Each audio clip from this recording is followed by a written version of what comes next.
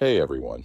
Today we're going to talk about some really interesting ideas about uncertainty, pain, and how modern technology affects our psychology. Don't worry if some of these concepts sound complex. I'll break them down in a way that makes sense. Let's start with something we all experience, pain and uncertainty. You know how, when you're in pain, it feels like this contradictory experience. Like you're both aware of it and trying to escape it at the same time. Well, this philosopher named Hegel had an interesting take on this.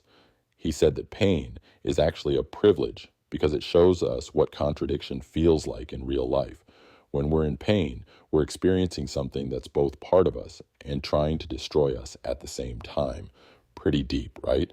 Now let's connect this to modern life and therapy. Think about how you feel when you're scrolling through social media or dealing with information overload. It can be overwhelming, right? This is where modern therapy comes in.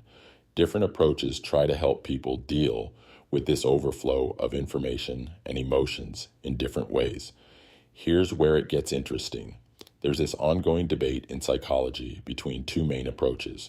One focuses on the unconscious mind, the stuff below the surface that influences our behavior without us knowing. And the other focuses more on conscious thoughts and behaviors, the stuff we can observe and measure. Some modern therapies like DBT, dialectical behavior therapy, are really good at helping people manage intense emotions and crisis situations.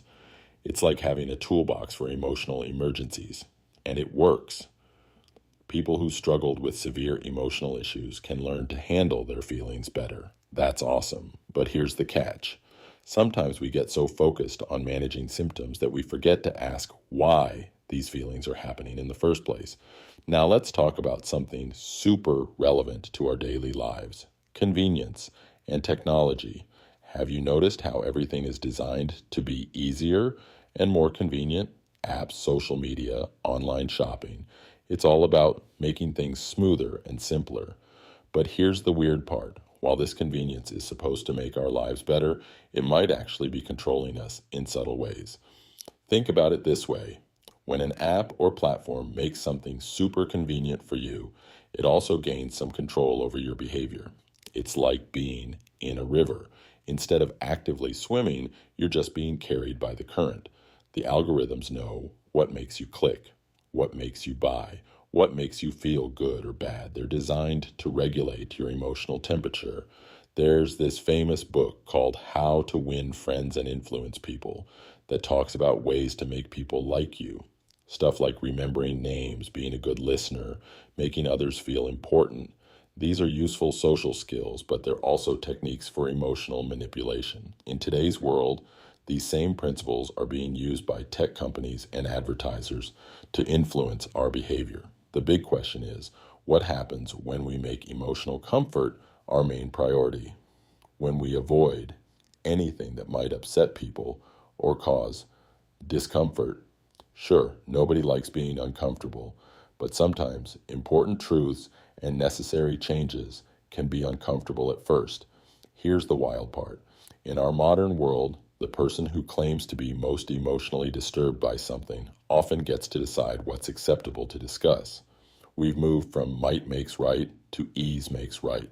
Whatever causes the least emotional disruption becomes the truth. So what's the takeaway here? While it's great to have tools to manage our emotions and make life more convenient, we shouldn't forget to ask deeper questions. Why do we feel certain ways? What's really driving our behavior? How are we being influenced by the technology we use every day? Remember, it's okay to be uncomfortable sometimes. It's okay to question things, even if it disrupts the smooth, convenient flow of daily life. Sometimes that disruption is exactly what we need to grow and understand ourselves better. That's all for today. Let me know what you think about these ideas in the comments. How do you balance convenience with consciousness in your own life? See you next time.